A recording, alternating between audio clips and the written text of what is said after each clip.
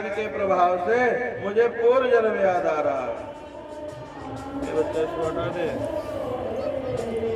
मुझे पूर्व जन्म याद आ रहा है। क्या हुआ था? तो बताया कि राजा रानी का दर्शन करने से मेरा मन विचलित हो गया था पिछले जन्म, इसलिए मुझे इस जन्म में राजा का बेटा बनना पड़ा। और आप आशीर्वाद दे रहे हो कि धरती में राज्य भी करो। तो वो पिछले जन्म की जो मेरी थोड़ी सी वासना थी वही मुझे इस जन्म में ले आई। अब जो राजा बना तो फिर रानियों के मोह में फंस जाऊंगा, फिर मैं असावधान हो जाऊंगा। नारायण, मैं राजा नहीं बनना चाहता। वो मैंने अज्ञान से न जाने कैसे पिछले जन्म में मेरे मन में आ गया था। प्रभु ने कहा तू चिंता न कर, मैं तुझे आशीर्वाद देता हूँ, तुझे ऐसा कभी नहीं होगा। अब मेरी माया तुझे दोबारा नहीं पकड़ेगी, नहीं सताएगी। तेरी राजा बनने की इच्छा ना भी हो तो मैं तुझे राजा बना हुआ देखना चाहता हूँ। तेरे जैसा लायक जो तब होए वो ही राजगद्दी में बैठने के योग्य है। मेरी इच्छा है कि तू राजा बने, तेरी इच्छा भले ना होए, मैं चाहता हूँ कि तू राजगद्दी में बैठ के अब धरती का शासन कर, संवर्धन कर। और मैं तुझे आशीर्वाद देता हूँ, मेरी माया तुझे प्रभावित नहीं कर सके। मेरा नियम है। क्या नियम है? जो कोई मेरा पीछा करता है मैं भी उसी का पीछा करता हूँ। जो मेरा ध्यान नहीं देता मैं उसे ध्यान नहीं देता। परमात्मा है तो सब जगह है, तो सब के लिए, लेकिन जो उनके पीछे जाता है भगवान उसके पीछे दौड़ते। तो मैं तेरी रक्षा करूंगा बेटा। जीव की रक्षा जब तक भगवान स्वयं नहीं करते नारायण, तब तक वो रक्षित नहीं रह पाता। और जब तक जीव की रक्षा परमात्मा नहीं करते हैं नारायण, तब तक ये जो काम, क्रोध, लोभ, मोह, राग, द्वेष, ईर्ष्या, ये जो शत्रु हैं, ये शत्रु तब तक पीछा नहीं छोड़ते, ये तब तक हारते नहीं है नारायण। जिसकी रक्षा का बीड़ा भगवान स्वयं उठा लेते हैं, फिर ये दुश्मन उसके पास नहीं फटक पाते। जो ईश्वर से संबंध जोड़ लेता है नारायण, वो सबके काम का हो जाता है। हाँ, और सब उसका आदर करने लगते हैं, जगत उसी के पीछे दौड़ने लगता है। ईश्वर से संबंध जोड़ने के बाद परमात्मा जिसे अपना लेते हैं, परमात्मा जिसे अपना बनाते हैं, उसे शत्रु भी वंदन करते हैं। जगत के लोग मान दें तो मान से पेट नहीं भरता, परमात्मा जिसको मान देते हैं नारायण, उससे पेट भरता है। और जब परमात्मा जिसे मान देने लगते हैं, ये जगत भी उन्हें मान देने लगता है। उत्तानपाद, वही उत्तानपाद जिन्होंने ध्रुव का कभी अपमान किया था, आज नारद जी ने जाके उत्तानपाद से बताया, अरे उत्तानपाद, तुम अभी महल से नहीं आगाया, अभी तू रानियों से डरता है। तो देख तेरा बेटा जो है वो भगवान की प्राप्ति कर लिया, भगवान के दर्शन कर लिया, और तेरी अभी वासनाएं पूरी नहीं हुई। धिक्कार है तुझे। नारद जी ने ऐसा फटकारा नारायण, गुरुजी क्या करें हम? बोले देख उसको भगवत प्राप्ति हो गई है, और वो भगवान के दर्शन करके बहुत जल्दी आने वाला है। वही उत्तानपाद जिन्होंने कभी ध्रुव का अपमान किया था नारायण, आज उसका स्वागत करने के लिए दौड़ पड़े।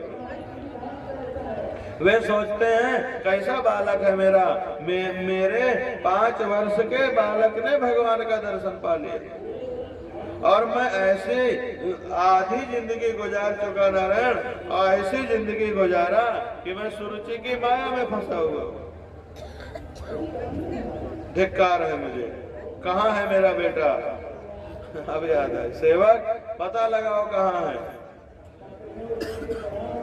बताया महाराज देखो देखो वो माली आया है।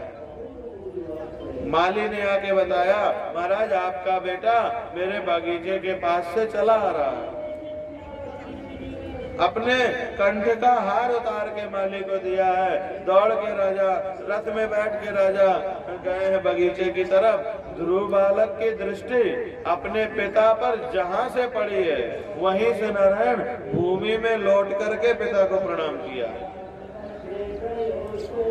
उत्तानपाद ने आवाज लगाई है, मेरा बेटा कहाँ है? ध्रुव कहता है, पिताजी आपके चरणों में हूँ।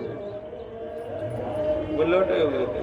उतर के ध्रुव को उठाया है नारायण, हृदय से लगाया है, बेटा तुमने हमारा जीवन हमारा कुल सफल कर दिया। तुमने पूरे कुल को धन्य कर दिया। बालक को गले लगा के और कहते हैं राजा आंखों में आंसू भर के, बेटा मैं तेरे द्वारा वंदन का पात्र नहीं हूँ। मेरी वासना अभी नहीं मरी और तुझे भगवान भी मिल गए। मैं तेरे द्वारा वंदन का पात्र नहीं हूँ। बेटा कहता है, पिताजी ऐसा बोल के मुझे पाप मत दो, आप सर्वथा पूजनीय। जिस समय परमानंद की वर्षा हो रही है, विमाता सुरुचि भी वहाँ आई है, सुनीति भी वहाँ आई है नारायण। विमाता सुरुचि को तो प्रणाम किया है, सबसे पहले प्रणाम किया है। विमाता सुरुचि को तो जब प्रणाम किया, प्रणाम करने के लिए नारायण ध्रुव गए तो सुरुचि का दिल भर आया। सुरुचि आंख नहीं मिला पा रहे थे नारायण, पुत्र मुझे क्षमा करना। ध्रुव बालक कहते हैं, माता जी सबसे बड़ी गुरु तो तुम ही हो। आपकी अगर कृपा ना हुई होती तो मुझे भगवान के दर्शन न मिलते। अगर आपने उस दिन कटु वाक्य ना बोले होते तो मुझे भगवान के दर्शन न मिले। आपके बड़े बड़े बड़े एहसान है हमारे ऊपर। प्रणाम करके नारायण अपनी माता सुनीति के पास गए, गोद में बैठ के हर्ष के आंसू जिसके बह रहे हैं ऐसे उसके आंसू पोंछते हुए ध्रुव ने कहा, माता जी आप दुर्भागिन नहीं हो, आप परम सौभाग्यशाली लोग। मुझे भगवान ने गोद में लिया, मेरे भगवान ने कपोल सहलाए, शंख से मेरा स्पर्श किया। माता जी मुझे भगवान ने धरती का राज्य दिया है, कहा अपने पिता के राज्य का भोग करना और इसके बाद ध्रुवलोक में आके राज्य करना। जब 14 भुवन नष्ट हो जाते हैं, 9 ग्रह नष्ट हो जाते हैं, सप्त ऋषि मंडल जब नहीं रहते नारायण, तब भी एक शिशुमार चक्र है। शिशुमार चक्र धुरी की तरह बीच में है और सभी उसकी परिक्रमा कर रहे हैं। धरती सहित समस्त ग्रह उसी के परिक्रमा करते हैं सब।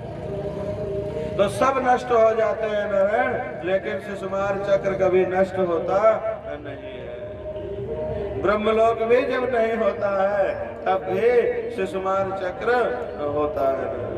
तो बोले माता जी मुझे भगवान ने धरती का राजा बनाया है और ये भी कहा है कि पिता का तो राज्य तुम करो ही, तुम्हें कभी बुढ़ापा नहीं आएगा, तुम्हें कभी बीमारी नहीं आएगी।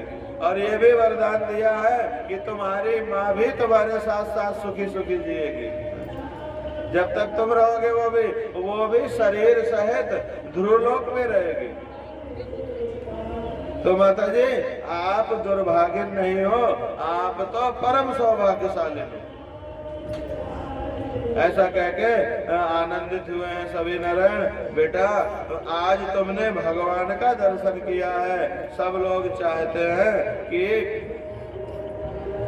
तुम्हारा दर्शन हो जाए। आज तुम भगवान का दर्शन करके आए हो तो तुम्हारा दर्शन ही भगवान का दर्शन है। और तुम्हारी माता के लिए तो क्या कहना, पुत्रवती जुवती जग सोई, रघुवर भगत जास सुत होई। तो ये तो वंदनीय है ही, ये तो पूजनीय है ही। और अब सुनीते महलों में चलो, घर में चलो। जो सबका आशीर्वाद प्राप्त कर सकता है वही सर्वेश्वर को प्रिय लगता है। लोगों ने कहा कि ध्रुव जी ने नारायण के दर्शन किए हैं, हम उनका दर्शन करके कृतार्थ हो जाएंगे।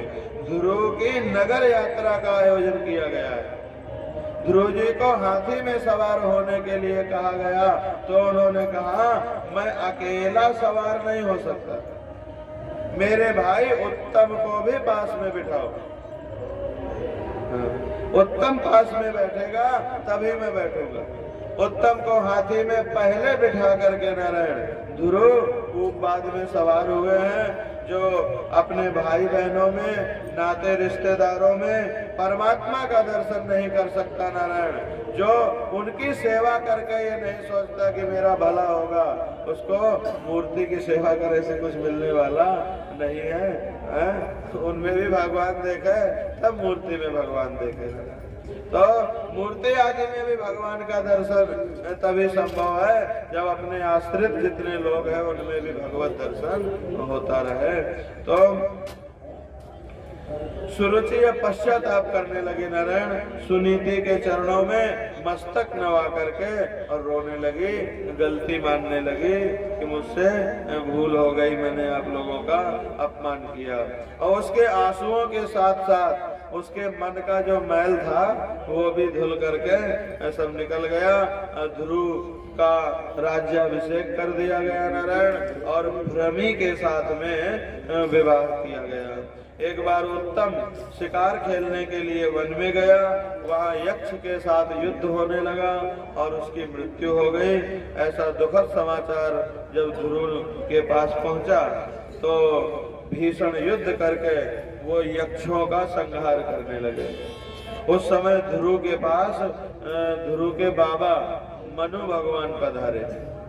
उन्होंने ध्रुव से कहा, बेटा वही भक्त जो होते हैं वो किसी से बैर नहीं करते, उल्टा अपना अपकार करने वालों पर भी उनके हित चिंतन करते हैं कि इनका कल्याण हो, इनकी बुद्धि शुद्ध हो, तो बैर नहीं करते। नायम मार्गो साधु नाम ऋषि के सानुवर्ती नाम, ये भगवान के भक्तों का मार्ग नहीं है। विष्णु भगवान प्रेम के स्वरूप हैं, उनके भक्तों को भी प्रेमी होना चाहिए। विष्णु भगवान के पांव छाती में एक लात मारी नारायण भृगु महात्मा ने।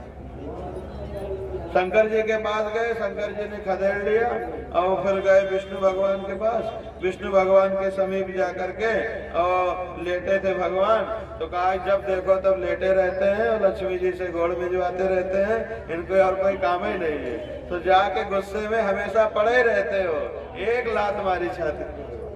अब भगवान ने क्या किया, पांव पकड़ लिए भृगु जी के और उनको सहलाने लगे। हे ब्रह्मदेव, मेरी छाती बड़ी कठोर है, आपके चरण बड़े कोमल हैं, कहीं आपको चोट तो नहीं है?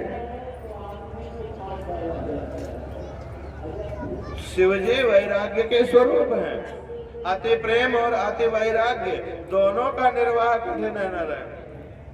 ज्ञानी को चाहिए कि वो अतिशय वैराग्य से रहे और भक्त को चाहिए कि वो अतिशय प्रेम पूर्वक सेवा करे सबकी। ज्ञानी निर्लिप्त रहना चाहिए, तभी उसका ज्ञान सधेगा।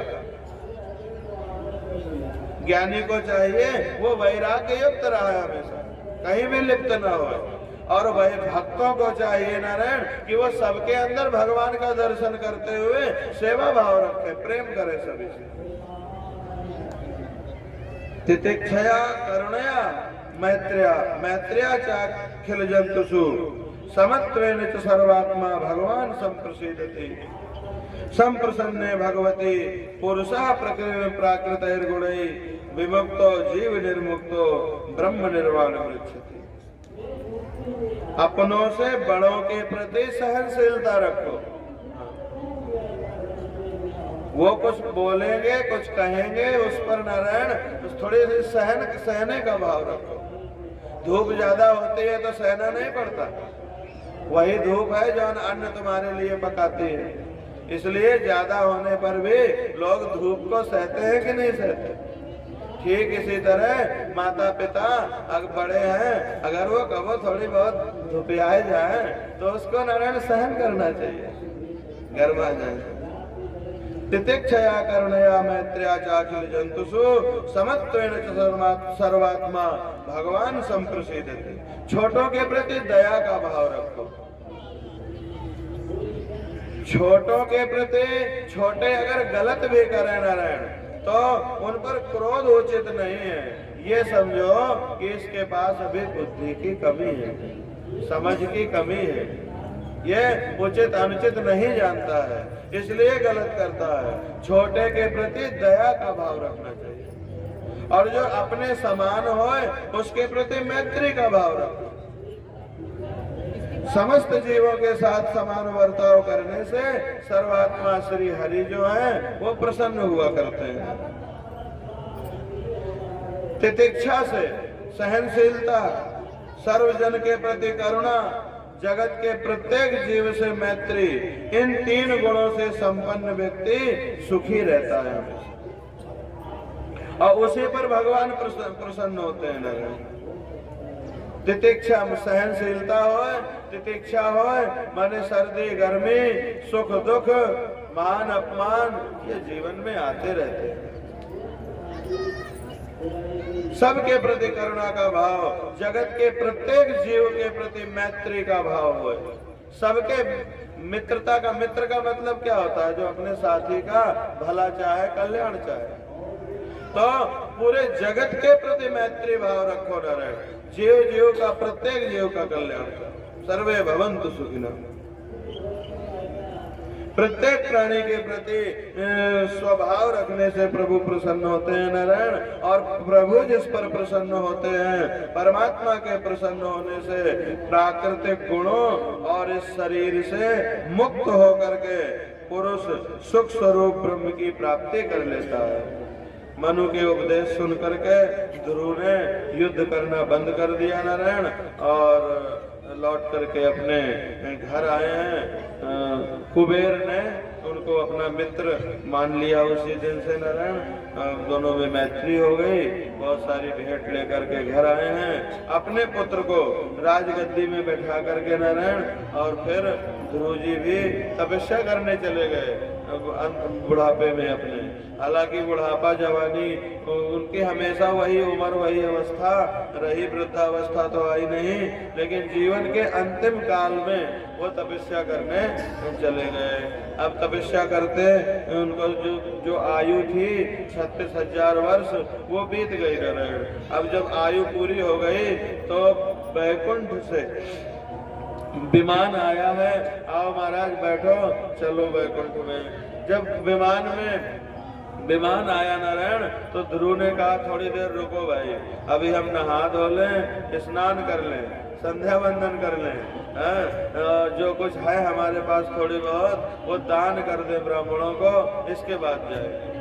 ऐसा कहते हैं कि आयु पूरी हो जाए तो किसी के दम नहीं है कि एक तिल भी आगे बढ़ाए दे या एक तिल भी घटाए दे।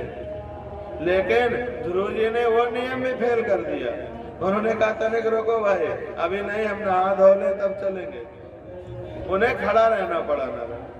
ये कथा ये बताती है कि भगवत भक्त में इतनी शक्ति होती है, अथवा संध्या वंदन में इतनी शक्ति होती है कि अगर निष्ठा से संध्या वंदन कोई करे तो रोग भी आ जाए कोई और बीमारी भी आ जाए कोई, तो संध्या वंदन पूजा पाठ के समय वो व्यक्ति ठीक हो जाएगा।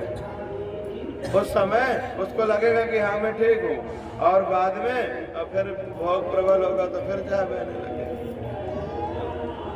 माने अगर कर्म निष्ठा बहुत है नारायण, रोज संध्या करने का नियम है अगर, और किसी की मृत्यु संध्या से पहले की निश्चित है तो संध्या पूरी करने तक के लिए मौत को इंतजार करना पड़ेगा। हाँ, ऐसा काल का की महिमा है।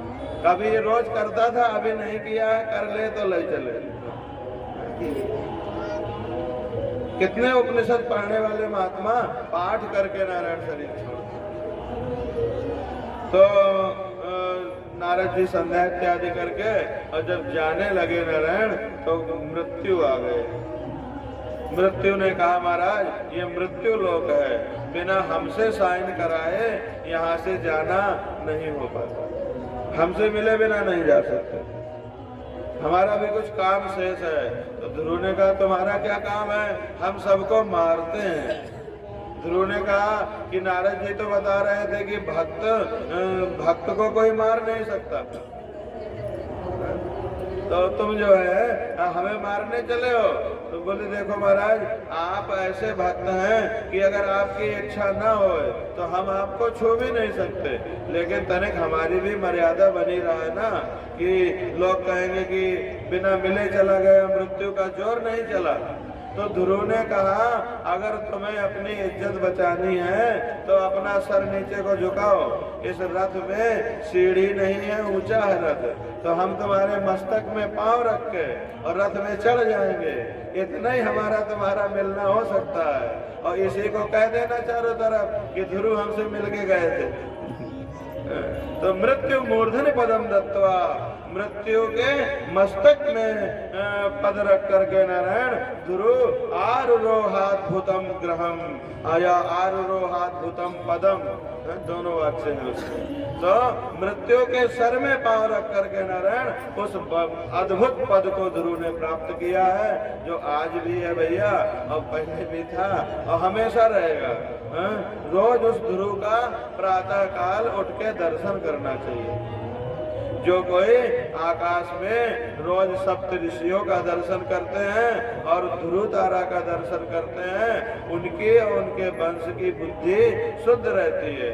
जो कोई ब्रह्म मुहूर्त में उठ के नारायण ध्रुव और सप्त ऋषियों का दर्शन करके प्रणाम करके नित्य संध्या करते हैं, उनकी संध्या सनक सनंदन सनातन ऋषियों के साथ और जो सप्त ऋषि हैं उन सप्त ऋषियों के साथ बैठ के होती है। तो इसलिए ऐसे अद्भुत पद में ध्रुव जी गए हैं नारायण। इन्हीं के वंश में ये महाराज अंग हुए हैं। महाराज अंग बड़े धार्मिक थे। इनके ध्रुव के बड़े पुत्र तो बचपन से महात्मा हो गए थे, फिर वत्सर को राज्य दिया गया था नारायण, और वत्सर के ही वंश में वंश चलते चलते महाराज अंग हुए। अंग राजा भी अपने पूर्वजों की तरह धार्मिक थे, तपस्वी थे, राज्य व्यवस्था को ढंग से चलाते थे। उनके कोई पुत्र नहीं था। ब्राह्मणों ने अपने महाराज के पुत्र प्राप्ति के लिए पुत्रेष्ट यज्ञ करवाया। पुत्रेष्ट यज्ञ करने से महाराज अंग के यज्ञशाला में सोने का कटोरा हाथ में लिए हुए उसमें खीर लेकर के अग्निदेव प्रकट हुए। वो उन्होंने दे दिया। राजा ने सूंघ के वो खीर अपनी पत्नी को दे दिया और उसकी पत्नी ने वो खीर खाई और फिर नारायण गर्भाधान से प्रसव रहा है। नारायण प्रसव जब बच्चा जन्म लिया है, राजा को बड़ी प्रसन्नता हुई है। लेकिन जैसे जैसे वो बच्चा बड़ा होने लगा, ज्योतिषियों ने तो उसके जन्म के समय ही ये भविष्यवाणी कर दी कि ये बहुत शक्तिशाली तो होगा और ये बहुत नीति को जानने वाला होगा, लेकिन धर्म में भक्ति में इसकी बिल्कुल श्रद्धा नहीं होगी। अब तो नारायण जैसे जैसे वो बड़ा होने लगा, वो उसके उत्पात अत्याचार अनाचार बहुत बढ़ने लग गए। नारायण दिन भर धनुष बाण लेकर के जंगल में शिकार खेलता रहता, गांव में लौट के आता, लोगों को खड़ा देखे तो उनको तीर मार दे, किसी का हाथ काट ले, किसी को तलवार से मार दे, कहीं आग लगा दे, ऐसे ऐसे उत्पात करने लगा नारायण। तो राजा कहने लगे इससे अच्छा तो लड़का नहीं होता तो ठीक था। अब इससे ये सिद्ध होता है कि यज्ञ करने से पुत्र तो हो जाते हैं नारायण, लेकिन कैसा पुत्र होगा वो तुम्हारे भाग्य पर ही निर्भर है। तो मैंने अच्छा होगा, संस्कारी होगा या कैसा होगा, वो तुमने जैसा पुण्य पाप किया होगा उसके अनुसार। तो पूछा, ऋषियों ने प्रश्न किया कि महाराज ध्रुव के वंश में तो जितने हुए हैं उनके परिवार में राजा, वो सब महान पुण्य करने वाले हुए, तो अंग राजा के इतना पापी पुत्र कैसे हो गया? तो उन्होंने बताया इसमें अंग राजा की कोई कमी नहीं है। राजा अंग का विवाह मृत्यु देव की बिटिया सुनीता के साथ हुआ था। तो बच्चे में, नाती में बाबा के गुण तो रहते ही हैं, थोड़ी थोड़ी नाना पक्ष के भी गुण रहा करते हैं, और किसी किसी में नाना पक्ष के ज्यादा रहते हैं, तो वो कल्याणकारी होता है। इसीलिए नारायण बहुत सोच विचार के संबंध करने का विधान है। बिटिया कहाँ दे रहे हैं और बिटिया कहाँ से आ रही है नारायण, इस पर ध्यान देना चाहिए। उस वंश के कुछ ना कुछ गुण वो शामिल हो जाएंगे तुम्हारी भी पीढ़ी में। तो ध्रुव के वंश में महाराज अंग तो बड़े धार्मिक हैं, लेकिन उनका विवाह हुआ है मृत्यु की बेटी सुनीता से। सुनीता परम पतिव्रता है, परम साध्वी है, उसमें कोई कमी नहीं है, लेकिन अपने बाप के कुछ गुण नारायण नाना के गुण प्रकट हो गए नाती में। मृत्यु का गुण क्या है? तो दूसरे मरते हैं नारायण, छटपटाते हैं, तड़पते हैं, एम्बुलेंस में लाते ले जा रहे हैं, और मृत्यु देव के उनके प्राण निकाल लेते हैं। रोते तड़पते लोगों को देख के मृत्यु देव प्रसन्न होते हैं। अगर उन्हें दया आती होती तो छोड़ ना देते कि चलो बने रहो कुछ समय, किसी को नहीं छोड़ते। तो मृत्यु वो जो दूसरे को दुखी देख के प्रसन्न होते हैं, तो उनके जो गुण है नारायण वही आ गए अंग के बेटे में, पुत्र में, वेन में। वेन का भी यही स्वभाव बन गया, वो भी दूसरों को दुखी देख के प्रसन्न होने लगा, कष्ट देने लगा। अब जब ये स्थिति हुई नारायण, राजा को बड़ी ग्लानि हुई। बहुत समझाने डराने पर भी वो बच्चा जब नहीं सुधरा, नहीं माना किसी तरह, तो राजा ने सोचा कि क्या करें, समझ में नहीं आता। इस बालक ने तो हमें हमारा जीवन ही बर्बाद कर दिया, व्यर्थ कर दिया। एक बार कुछ महात्मा लोग आए थे नारायण, महात्माओं ने सत्संग में बड़ी सुंदर बात बताई थी। महात्मा ने सत्संग में बताया था, राजन भगवान जिस स्थिति में भी रखें, जो भी जीवन में दें, उसी में उनकी कृपा का अनुभव करना और आनंदित रहना। अब बताओ, इतना पापी बेटा है, अब ऐसे में हम कहाँ उनकी कृपा का अनुभव करें और कैसे आनंदित रहें। रात में लेटे लेटे राजा सोच रहे हैं, बड़े भाग्यशाली हैं वो लोग जिन्हें पुत्र ही नहीं है, जिस पुत्र के कारण पिता माता की मर्यादा नारायण नष्ट हो जाए, जिस पिता माता के को पुत्र के कारण बिना मोल की चिंता लेनी पड़े नारायण, जिस पुत्र के कारण कुल का, वंश का मान हानि होए, ऐसे नाम मात्र की संतान के लिए नारायण कौन बुद्धिमान होगा जो उसके लिए इच्छा करे। लेकिन महात्मा ने कहा था कि भगवान जो भी दे दे वही में संतुष्ट रहना और उसी में थैंक यू कहना भगवान को। अब मैं इसमें क्या धन्यवाद दूं? तो मन में विचार आया है, हाँ वैसे सुपुत्र की अपेक्षा कुपुत्र ज्यादा अच्छा होता है। ये राजा कह रहे हैं, हम नहीं कह रहे हैं। वो परे परे बिस्तर में सोच रहे हैं। राजा सोचते हैं सुपुत्र की अपेक्षा कुपुत्र ही ठीक है, क्योंकि सुपुत्र अपनी सेवा से, अपनी नम्रता से, अपने प्रेम से माता पिता को अपने अधीन कर लेता है, बस में कर लेता है, और फिर घर गृहस्थी छोड़ना बड़ा मुश्किल हो जाता है। लड़का का छोड़ के कैसे जाए, बहू का छोड़ के कैसे जाए, अब नाती का छोड़ के कैसे जाए। और सुपुत्र जो है वो अपनी सेवा भाव से पिता को, अपनी माता को अपने अधीन कर लेता है। और कुपुत्र जो होते हैं बोले वो घर को नरक बना देते हैं नारायण, और नरक में रहना कौन चाहेगा। सब लोग घर द्वार छोड़ के और बैरागी हो जाते हैं, भगवान की भक्ति साधना करते हैं और भगवान को प्राप्त कर लेते हैं। तो इस भाव से सुपुत्र से ज्यादा कुपुत्र ठीक है।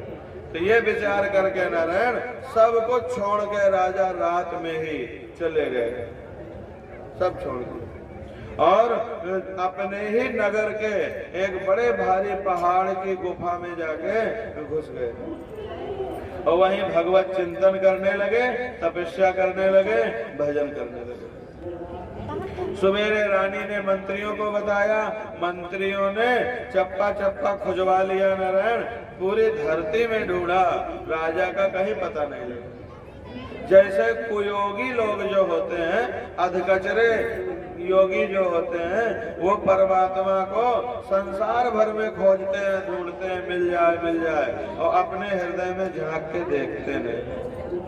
जैसे परमात्मा अपने हृदय में विराजमान है और वो इधर उधर संसार में ढूंढा जाता है लोगों के द्वारा, ऐसे ही राजा उसी नगर के पहाड़ में बैठे हुए थे और लोगन ने, सैनिकों ने पूरी दुनिया में उनको ढूंढा नारायण, पूरी दुनिया में उनको खोजा, कहीं पाया नहीं। लौट करके आए तो बताया कि राजा के बिना बड़ा उत्प्लव हो गया है, लोग डर नहीं रहे, धर्म का कोई किसी का कोई शासन नहीं रह गया। राजा के बिना प्रजा मनमानी हो रही है और दूसरे देश के लोग अतिक्रमण कर रहे हैं, तो किसी को राजा बनना जरूरी है। मंत्रियों ने सुनीता की अनुमति से वेन को राजगद्दी में बिठा दिया। कुछ भी हो, है तो राजा का बेटा, राजा का ही खून है, इसके अंदर गुण तो वही वाले राजा के होंगे, शासन कर लेंगे। बैठा दिया गया नारायण। अब राजगद्दी में बैठते ही ऐसा कठोर नियम बना दिए कि चोर डाकू तो सब खत्म हो गए। दूसरे देश के लोगन ने भी आक्रमण करना, हमला करना बंद कर दिया नारायण। इसका दंड बड़ा कठोर था, थोड़े से अपराध के बदले भयंकर दंड देता था। तो डर के मारे सब उत्पाती आताताई लोग जो है नारायण, वो तो छिप गए, सब शांत हो गए। लेकिन राजगद्दी में बैठते ही, अष्टवसुओं के तेज से युक्त होते ही नारायण, उसने एक घोषणा कर दी। क्यों यज्ञ में पैसा फूंकते हो, काहे तपस्या करके शरीर झुरवाते हो और क्यों दान देते हो? तुम्हारा रक्षक मैं हूँ, चोर डाकुओं से तुम्हारी रक्षा मैं करता हूँ, तो मैं ही तुम्हारा भगवान हूँ। जौन दान देना है हमें दो, जौन जो मेहनत करते हो तपस्या में वो हमारी सेवा में लगाओ, और दान यज्ञ मत करो, जो धन यज्ञ में खर्च करते हो वो राजकोष में जमा कर दो। जब ऐसा कहा नारायण, ये घोषणा कर दी, तो ऋषि मुनियों ने विचार किया कि ये तो बहुत गलत निर्णय ले लिया। देखो, यज्ञ, दान और तप, ये तीन साधन हैं। जैसे घर से प्रयाग आना हो नारायण, तो पैदल आने में बड़ी मेहनत पड़ेगी। साधन में बैठ करके नारायण आते हैं लोग। साधन में बैठ के आने से कम समय में, कम मेहनत में अपने गंतव्य तक लोग पहुंच जाते हैं। ऐसे ही यज्ञ, दान और तप, ये साधन है नारायण। गीता में कहा है, यज्ञ, दान, तप, ये तीन कभी मत बंद करना। यज्ञो दानम तपश्चैव पावनानि मनीषिणाम्। यज्ञ, दान, तपः कर्म न त्याज्यम कार्यमेव तत्। सब कुछ हो जाए जीवन में, कुछ करना बाकी नहीं है, तब भी यज्ञ को, दान को और तप को त्यागना नहीं। जीवन मुक्त महात्मा भी, जो परमात्मा का अनुभव कर चुके हैं, वो महात्मा भी यज्ञ, दान और तप ये नहीं त्यागते हैं। ये यज्ञ, दान, तप तो मनीषियों को भी पावन करने वाले हैं। वेद ने यज्ञ, दान, तप में रोक लगा दी है। ऋषियों ने विचार किया, देवताओं का यज्ञ नहीं होगा तो देवता कमजोर हो जाएंगे। देवताओं की शक्ति कमजोर होगी तो वो मनुष्यों को देंगे क्या? फिर देवताओं को मनुष्य लोग यज्ञ के द्वारा पवाते हैं और देवता मनुष्यों को वर्षा के द्वारा, बल के द्वारा और सद्बुद्धि के द्वारा नारायण पालते हैं। तो उनका यज्ञ नहीं होगा तो सृष्टि नहीं चलेगी। राजा को बहुत समझाया, लेकिन वेन तो गुस्सा हुई के महात्मन को मारने के लिए दौड़ा गया। तुम लोग मुझे छोड़ करके जिस परमात्मा को कभी देखा नहीं है वो उसकी पूजा में लगे हो। उस स्त्री की तरह हो तुम सब, जैसे जो अपने पति का त्याग करके जार पुरुष का सेवन करने वाली हो। तुम प्रत्यक्ष मुझ राजा का त्याग करके अप्रत्यक्ष देवताओं के लिए परेशान हो। ऐसा कह के मारने को दौड़ा वो। ऋषियों ने कहा देखो तो इसकी कैसी कुबुद्धि है। सबने मिलकर एक मंत्र पढ़ा, ओम फट। इतनी जोर से बोले सब महात्मा कि उस आवाज से ऐसी तरंग निकली कि वेन का हृदय गति बंद हो गई। नारायण वहीं वो मर गया। अब मृत्यु हो जाने पर राजगद्दी फिर खाली हो गई। ऋषियों ने कहा क्या किया जाए, कोई ना कोई मार्ग निकालो। उन्होंने कहा कोई बात नहीं, हम मंत्र बल से इसी के शरीर से नारायण, देखो सबके शरीर में सब कुछ रहता है, अच्छा भी रहता है या बुरा भी रहता है। जिंदा में भी थोड़ा मुर्दा रहता है और मुर्दा में भी थोड़ा जिंदा रहा करता है। जिंदा शरीर में मुर्दा बाहर, अब मुर्दा शरीर में जिंदा कीड़ा। मुर्दा शरीर में भी मरा मराया शरीर और पड़ा रहा है तो जिंदा कीड़ा बिलबिलाने लगते हैं। कहां से आ गए उसमें? तो सब में सब रहता है नारायण। ये राजा का पुत्र है, इसके अंदर राजा के अंश जरूर विद्यमान होंगे। इस शरीर में 3 हिस्से हैं नारायण। ये मानव शरीर 3 भाग का है। इसमें नाभि से नीचे जो है नारायण, ये है आधमांग। आधमांग का स्पर्श हो जाने पर हाथ धोना चाहिए नारायण, आचमन करना चाहिए। और नाभि से और गर्दन तक ये होता है मध्यमांग, और गर्दन से मस्तक पर्यंत होता है उत्तमांग। उत्तमांगों में पुण्य का निवास होता है, अधमांग में पाप का निवास होता है। तो ऋषियों ने पहले उसके पाप निकाले उसके शरीर से, मंथन करके मंथन किया तो मंथन करने से काला काला ठिगना सा पुरुष प्रकट हुआ। सोचा इसको राजा बनाए, बोले नहीं नहीं हमसे भूल हो गई, हमने अधमांग का मंथन किया, जंघाओं का मंथन किया। ऋषियों ने सावधानी पूर्वक मंत्रोच्चार करके उसकी भुजाओं का मंथन किया।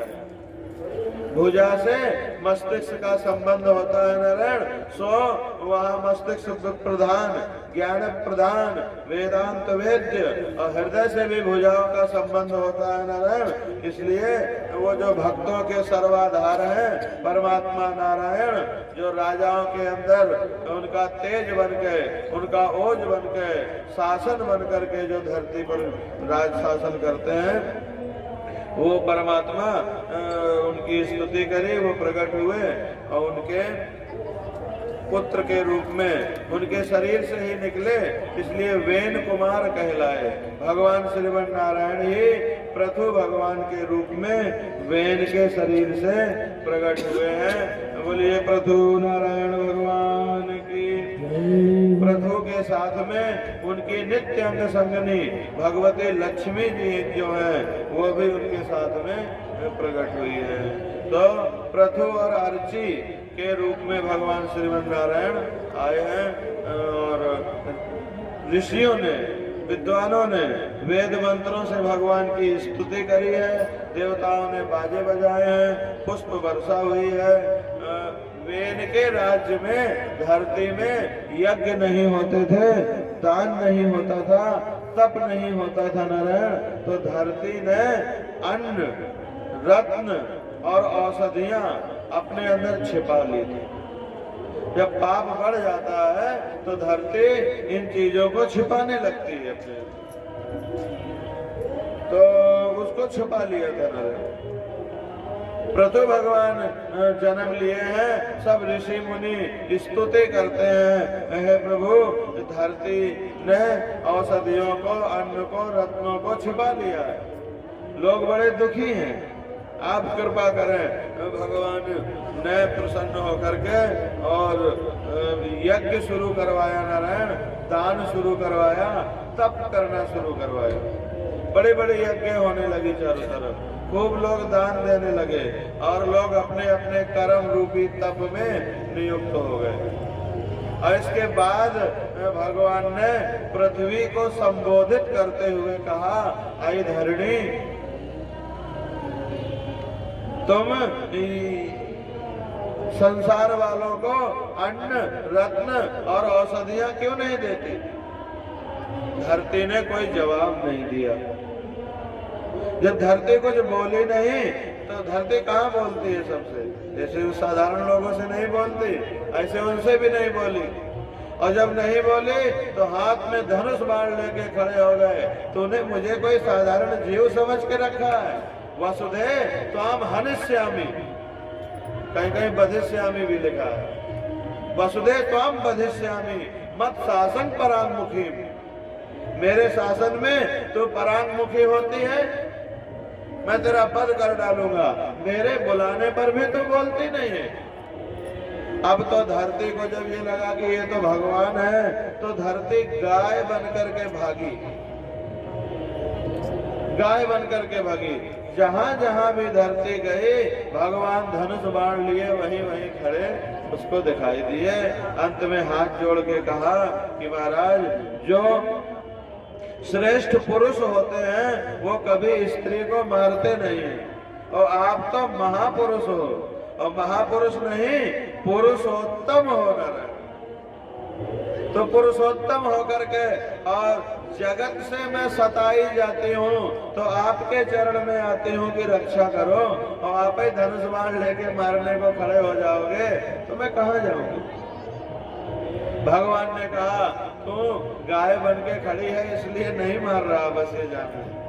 और तो यज्ञ हरी हरी घास तो खाती है लेकिन दूध नहीं देती, घास तो खा जाती। उसका अर्थ ये किया है श्रीधरी टीका में कि तो यज्ञ में पूजा तो लेती है, धरती की पूजा पहले होती है, तो यज्ञ में पूजा तो लेती है, लेकिन उस पूजा के बदले में लोगों को अन्न, रत्न, औषधियां और सुख नहीं दे रही है। चाहे छोटी पूजा हो चाहे बड़ी पूजा हो, धरती की पूजा पहले की जाती है। पृथ्वी तया धृतालो का देवी तुम विष्णु ना धृता तम च धारे माम देवी पवित्रम कुरुचा। तो छोटी हो चाहे बड़ी हो, धरती की पूजा तो होती ही है। तो पूजा तो लेती है, लेकिन उत्तम उत्तम वस्तुएं दे करके लोगों को सुखी नहीं करती है। मैं तुझे मारूंगा, तो धरती ने भगवान की प्रार्थना करी है और कहा मुझे मारो मत नारायण। ये लोग कर्म करना बंद कर दिए थे और पाप करने लगे थे, यज्ञ दान तब कुछ करते नहीं थे, इसीलिए मैंने इनको देना बंद कर दिया। अब यज्ञ दान तब करेंगे नहीं। सतयुग के लोग यज्ञ दान तब करते थे, पाप बिल्कुल नहीं करते थे, तो उन्हें बिना कमाई करे और बिना खेती करे सब कुछ मिलता था। सतयुग में व्यापार नहीं होता, चाकरी नहीं होती, सतयुग में नारायण खेती नहीं होती। जिसको जो चीज जितनी चाहिए वो अपने आप मिल जाती है। तो सतयुग में लोग पुण्यात्मा होते हैं, अपना 100% समय परमात्मा के लिए देते हैं, इसलिए परमात्मा उन्हें सब कुछ देते हैं बिना मेहनत। कलयुग आने पर थोड़ी स्थिति, त्रेता आने पर लोग 75% भगवान का ध्यान और 25% अपना भी ध्यान करने लगते हैं। तो फिर थोड़ी कर्म की जरूरत कर्म बन जाता है। द्वापर आने पर लोगों का और ध्यान अपनी तरफ हो जाता है नारायण, तो और अधिक कर्म की फिर जरूरत पड़ने लगती है और कलयुग में पूरा ध्यान अपनी तरफ कर लेते हैं लोग, परमात्मा को भूल ही जाते हैं। तो उनके तो ढेर झंझट होती है कर्म के ऊपर कर्म और उन्हीं में फंसे सुख दुख भोगते रहते हैं। तो धरती से कह रहे हैं भगवान कि तू मेरे शासन में परांगमुखी हो रही है, मैं तुझे मारूंगा। तो धरती ने कहा मेरी गलती नहीं है महाराज, लोगों ने यज्ञ करना छोड़ दिया, दान देना छोड़ दिया, तप करना छोड़ दिया, तो मैंने भी उत्तम वस्तुओं को अपने अंदर छुपा लिया। बोले अब तो मैंने यज्ञ शुरू करा दी है ना, अब तो दान होने लगा है ना, अब तो तप होने लगा, अब काहे नहीं दे रहे। तो धरती ने कहा महाराज ठीक है, समत्वम कुरु माम राजन देव भ्रष्टाय तापया, मुझे समत्व बराबर करो। पहले भागवत में खेती करने की भी विधि लिखी है। धरती कहती है अगर मुझसे अन्न चाहिए तो जैसा बताती हूँ वैसा कर्म करें। क्या करना है, पहले मुझे समतल करो, ऐसा बना दो कि बरसात का जो पानी आवे वो आते ही ढरक करके तुरंत बहे ना, वो थोड़ी देर खेत में टिके। और खेतों के आसपास में तलैया बनवा दो, जहाँ जगह हो तो बड़ा बड़ा तालाब बना दो, ताकि पानी बरसात का बह करके अब एक जगह इकट्ठा हो जाए, जिससे नमी रहेगी। और जब नमी रहेगी और फिर मेरे अंदर बीज डाले जाएंगे तो मैं नाना प्रकार के उन बीजों को बढ़ा बढ़ा के देती रहूंगी, एक का 100, एक बीज का 1000 बीज करके देती रहूंगी। तो नारायण ऐसा निश्चय करके बता करके तो बोले बीजा कहाँ मिलेंगे, और सब अभी दुखी है संसार, मुझे तो तत्काल अभी कुछ चाहिए। तो गाय रूपी धरती ने कहा कि हम तो गाय बनी ही है महाराज, फिर बांध लो हमको, और बांध के दुह लो हमको, जो जो आपको चाहिए वो सब मिल जाएगा। तब तो नारायण पृथु भगवान ने सब जीवों के भोजन की व्यवस्था की। इससे पहले ये खेती वाले अन्न नहीं होते थे जो अब मिलते हैं, ये वहीं से शुरू हुए हैं। उसके पहले नगर नहीं होते थे, गांव नहीं होते थे, लोग अपने अपने सुविधा के अनुसार जहां मन होता था रहते थे। ये पृथु भगवान ने ही सारी व्यवस्था की है। पृथु के कारण ही धरणी मैया का नाम पृथ्वी पड़ा है, पृथु के कारण। पृथु के अनंत उपकार है नारायण हम आप पर। पृथु भगवान ने मनुष्यों के लिए मनु भगवान को बछड़ा बना करके धरती रूपी गाय को दुहा और अन्न रूपी दूध निकाला है नारायण। देवताओं के लिए इंद्र को बछड़ा बना करके धरती रूपी गाय से अमृत निकाला गया है नारायण, तेज निकाला गया है, बलबीर। राक्षसों के लिए भी व्यवस्था करी, हिंसक पशुओं के लिए व्यवस्था करी, शेर के आदि के लिए व्यवस्था करी, और मनुष्यों के लिए व्यवस्था करी उनको क्या खाना है। यहाँ सांप वाले फन वाले सांपन का क्या खाना है, बिना फन वाले सांपों को क्या खाना है, ये सब उस समय उन्होंने धरती रूपी गाय से दूध के रूप में निकाल के और सबको हिस्सेदारी में दिया था। ब्राह्मणों ने कहा हमारे लिए क्या दोगे भगवान जी, हमारे लिए भी दूध निकालो। तो उन बृहस्पति को बछड़ा बना के धरती रूपी गाय को दुहा गया है नारायण, तो मंत्र रूपी दूध निकाला और कहा ब्राह्मणों यही मंत्र है तुम्हारा सब कुछ, यही पढ़ो, इन्हीं का मनन करो और इन्हीं की व्याख्या करो। तुम्हें न खेती करनी पड़ेगी और न नौकरी करनी पड़ेगी, तुम्हारा अन्न यही है, इसी के द्वारा तुम्हें सब कुछ प्राप्त हो। तो इस तरह से सबके लिए उन्होंने किसको क्या करना है नारायण, किसको कैसे कमाई करनी है, किसको कैसे खाना है, और किसका कहाँ नगर बस है, कहाँ गांव बस है, अहिरन की बस्ती कैसी हो, ब्राह्मणन की बस्ती कैसी हो, ब्राह्मणन का पहनावा कैसा हो, अन्य जातियों में किसका कैसा पहनावा हो, किसका कौन रंग हो, ये सब उन्होंने नारायण निश्चय किया और पृथ्वी का भली भांति व्यवस्थित करके फल पालन करने लगे। धरती ने जब सबकी इच्छा अनुसार अन्न दे दिया तो बहुत प्रसन्न हुए पृथु भगवान। उन्होंने धरती से कहा तू आज से हमारी बिटिया हो गई। पृथ्वी को उन्होंने अपनी बेटी बनाया है। उसके पीछे का दर्शन ये है नारायण कि जितने राजा पहले हुए हैं उन्होंने पृथ्वी का भोग किया है, माने पृथ्वी से प्राप्त संपदा से सुख भोगा है। लेकिन बिटिया जो होती है नारायण वो भोग के लिए नहीं, रक्षण करने के लिए होती है, रक्षा करने के लिए होती है। तो पृथु भगवान ने धरती में आके धरती से सुख नहीं लिया नारायण, उन्होंने धरती में आके धरती की रक्षा की है। जो और राजा हुए हैं वो धरती में आके सुख भोगते थे, पृथु भगवान ने धरती में आके धरती की रक्षा की है। तो रक्षा करने के कारण बोले हम तुम्हारे पिता हैं, तुम हमारी बेटी हो, सो आज से मैं तुम्हें अपना नाम देता हूँ। मेरा नाम पृथु है तो तुम्हारा नाम पृथ्वी पड़ेगा। बोले पृथ्वी मैया की दो बार भगवान नाम कीर्तन करके फिर आगे की कथा। श्री कृष्ण गोविंद हरे, बस ऐसा ही करो। श्री कृष्ण गोविंद हरे मुरारी, हे नाथ नारायण वासुदेव।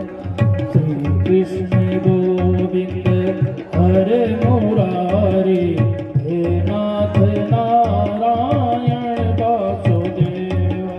हे नाथ नारायण वासुदेव, हे नाथ नारायण वासुदेव, हे नाथ नारायण वासुदेव। श्री कृष्ण गोविंद हरे मुरारी, हे नाथ नारायण वासुदेव। श्री कृष्ण गोविंद हरे मुरारी, हे नाथ नारायण वासुदेव। श्री कृष्ण गोविंद हरे मुरारी, हे नाथ नारायण वासुदेव। श्री कृष्ण गोविंद हरे मुरारी, हे नाथ नारायण वासुदेव। श्री कृष्ण गोविंद हरे मुरारी, हे नाथ नारायण वासुदेव। हे नाथ नारायण वासुदेव, हे नाथ नारायण वासुदेव। श्री कृष्ण गोविंद हरे मुरारी, हे नाथ नारायण वासुदेव। श्री कृष्ण गोविंद हरे मुरारी, हे नाथ नारायण वासुदेव। बोलिए सद्गुरुदेव भगवान की जय हो। इस तरह पृथु अवतार लेके भगवान ने धरती की व्यवस्था सुचारू ढंग से करके 100 यज्ञ किए हैं नारायण। 100 यज्ञ का संकल्प लिया है। 99 यज्ञ में ही इंद्र और ब्रह्मा जी की इच्छा से उन्होंने यज्ञ की पूर्णाहुति की है, जिसमें स्वयं परमात्मा नारायण उनकी यज्ञशाला में आके प्रकट हुए हैं और अपने हाथ से उनकी पूजा करी है नारायण। फिर अपने पुत्रों को राज्य दे करके वो पुरखों की तरह वो भी तपस्या करने जाते हैं और शरीर छोड़ करके और फिर अपने रूप में पहुंच जाते हैं। इस तरह पृथु भगवान ने दिव्य लीला की है नारायण, और पूरी पृथ्वी की उन्होंने उत्तम व्यवस्था की है।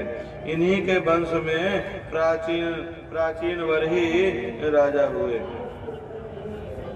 और प्राचीन वर्ही राजा इन लोगों ने बहुत यज्ञ किए हैं। ऐसा कहा जाता है कि इनके यज्ञ में इतनी कुशाएं नारायण लगी थी कि अगर पूरी धरती में कुशा बिछाई जाए तो धरती छोटी पड़ जाए। ऐसा यज्ञ, इतने बड़े यज्ञ, इतने यज्ञ किए थे मैंने। तो कुछ लोग ऐसा करते हैं नारायण कि कर्म कांड करते करते उनकी आदत कर्म कांड में इतनी फंस जाती है कि फिर उनका जीवन कर्म कांड ही बन के रह जाता है।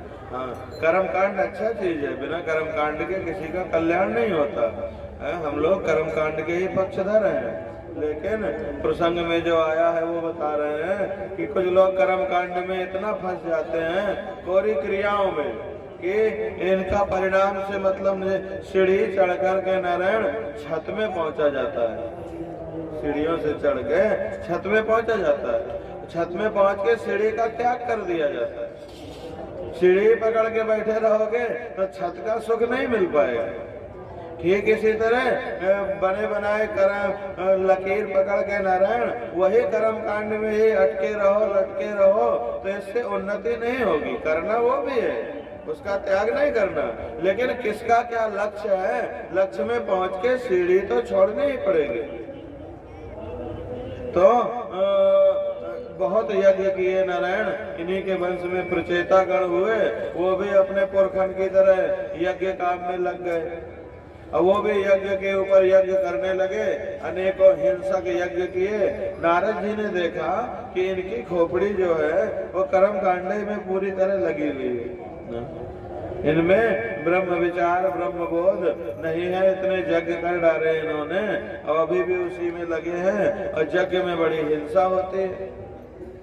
सो नारद जी वहां पहुंचे उनके यज्ञशाला में और कहा कि देखो प्रचेताओं, तनिक ऊपर देखो।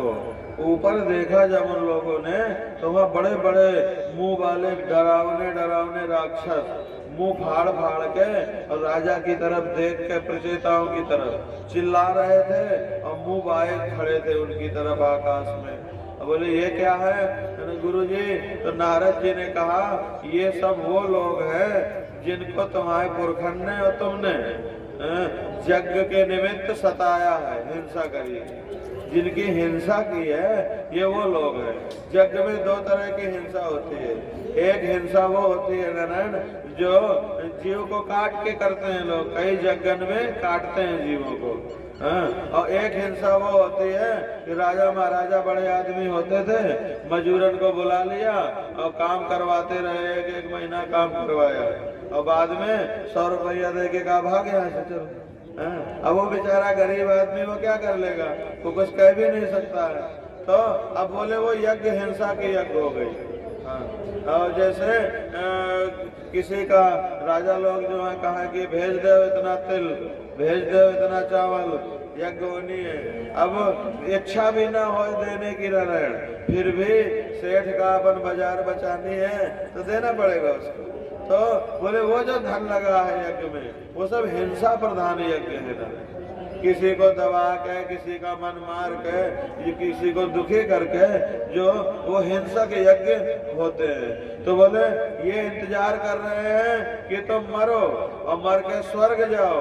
जब स्वर्ग जाओगे यज्ञ करोगे तो स्वर्ग जाओगे, तो जब मर के स्वर्ग जाओगे तो रास्ते में तुम्हारे भाला को कोचेंगे, ये तुम्हें अपने पहने पहने दांतों से ये तुम्हें काटेंगे। तुमने इनकी हिंसा की है और ये मार्ग में तुम्हारी हिंसा करने का इंतजार कर रहे हैं। तो बोले अब क्या हो? बोले देखो केवल यज्ञ से ईश्वर साक्षात्कार नहीं हो सकता, यज्ञ के साथ साथ यज्ञ के द्वारा योग्यता प्राप्त करके पवित्रता प्राप्त करके वो ब्रह्म चिंतन तो ज्ञान से आएगा, उससे ही साक्षात्कार होगा। तो तेरे पुण्यों का क्षय होगा, तो स्वर्ग में जाएगा तो तेरे पुण्यों का क्षय होगा, पुण्य का क्षय होगा तो स्वर्ग में से तुझे निकाल दिया जाएगा। शांति से बैठ के तू आत्म स्वरूप का चिंतन कर। अपने ही आत्म स्वरूप का ज्ञान नहीं है, यज्ञ करने की तुझे जरूरत नहीं, अपने आत्म स्वरूप का बोध करो। बहुत यज्ञ कर चुके हो, शांति पूर्वक ईश्वर की भक्ति करो, शांति पूर्वक ईश्वर की आराधना करो। राजा ने कहा आप बहुत अच्छा उपदेश देते हैं गुरुजी, हमसे जो कर्म हो गया अब उससे छुट्टी कैसे मिले? हमें स्वरूप का तो ज्ञान ही नहीं है, हम स्वरूप की साधना कैसे करें? जो स्वरूप को पहचान नहीं सकता वो ईश्वर को कैसे पहचान पाएगा? तनिक सोचो। जो अपने स्वरूप को नहीं जानता है वो ईश्वर को कैसे जान पाएगा। नारद जी एक कथा बताते हैं। प्राचीन काल में एक पुरंजन नाम का राजा था। उसके एक मित्र था जिसका नाम अविज्ञात था। उपनिषदों में इसी को द्वासुपर्णा सयुजा सखाया समानम वृक्षम परिखस्व जाते। दो पक्षी हैं जो शाश्वत सखा है, एक ही डाली में बैठे हुए हैं। एक पक्षी तरह तरह के स्वाद वाले फलों को खाता है और एक पक्षी चुपचाप बैठा देखता है, कर्म नहीं करता। ये अविज्ञात और पुरंजन दो मित्र हैं। ईश्वर ही अविज्ञात है और पुरंजन जीवात्मा है। वो सोचता है कि मैं किस तरह से सुखी हूं, ईश्वर को भूल करके घूमता फिरता है। नवद्वार वाली एक नगरी में नारायण वो प्रविष्ट हुआ। वहां पर एक सुंदरी से उसका मिलन हुआ। पुरंजन ने उससे परिचय पूछा। स्त्री ने कहा, मैं तो ये नहीं जानती कि मैं कौन हूँ, लेकिन मैं ये बताती हूँ, मैं तुम्हें बहुत सुख दूंगी, मैं तुम्हें सुखी करूंगी। पुरंजन, ये जीवात्मा है तुम्हारी, और वो जो नौ द्वार वाली नगरी है वो ये शरीर है। वो इस नगरी में प्रविष्ट होता है और वो जो सुंदरी मिलती है वो ये बुद्धि है, नारायण मति। कुल गोत्र का विचार किए बिना पुरंजन उस स्त्री के साथ विवाह कर लेते हैं। उस स्त्री से विवाह कर लिया और वो उस स्त्री में इतना आसक्त हो गया कि उसके घर 1100 पुत्रों का जन्म हुआ।